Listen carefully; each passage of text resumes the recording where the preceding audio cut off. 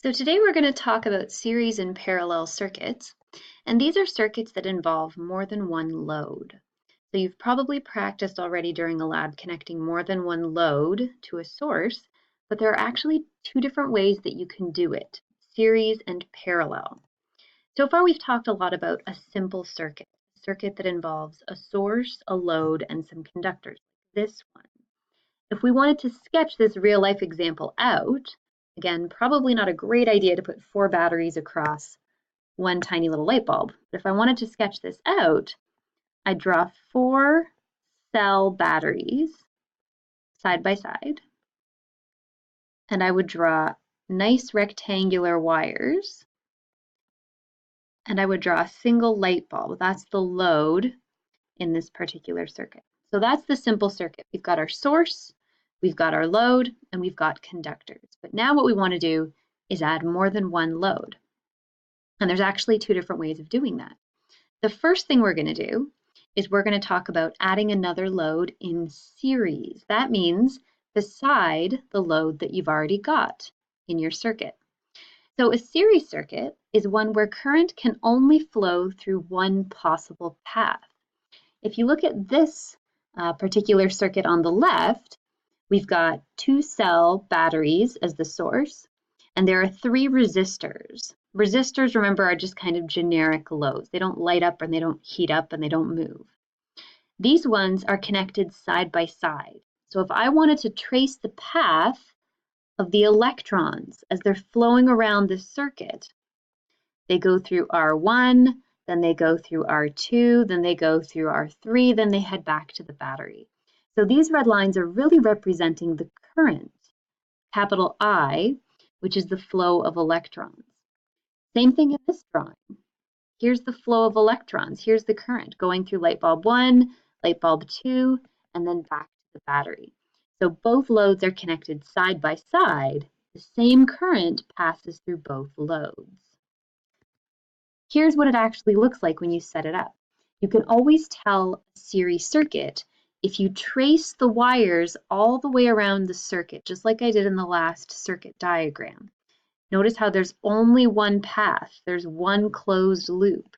That's the path of the electrons, the current, capital I.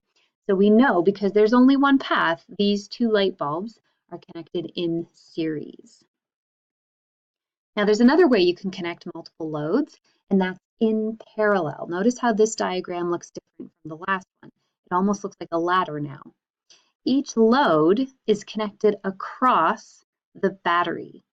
And if we wanted to trace the current, here's the flow of electrons leaving the battery. Once they get to this junction, they can split. Some electrons travel through R1, some continue along this wire, then they split again. Some of those electrons travel through R2, the rest of those electrons travel through R3.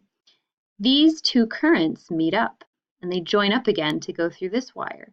Then these electrons and these electrons join up and they travel back through that original wire. So now the current will split, in this case, through 3 different branches.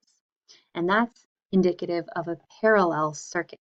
You can always tell that each load is connected directly across the source because the only thing connecting this side of the resistor to this side of the source is just a wire. Same thing over here. This resistor is connected, this side of the resistor is connected directly to this side of the source just using a single wire.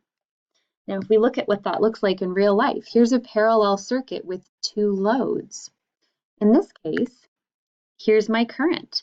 It's traveling here, but then it has to split. And that's how you know this is a parallel circuit. Some of the current travels through this light bulb. Some of the current travels through this light bulb.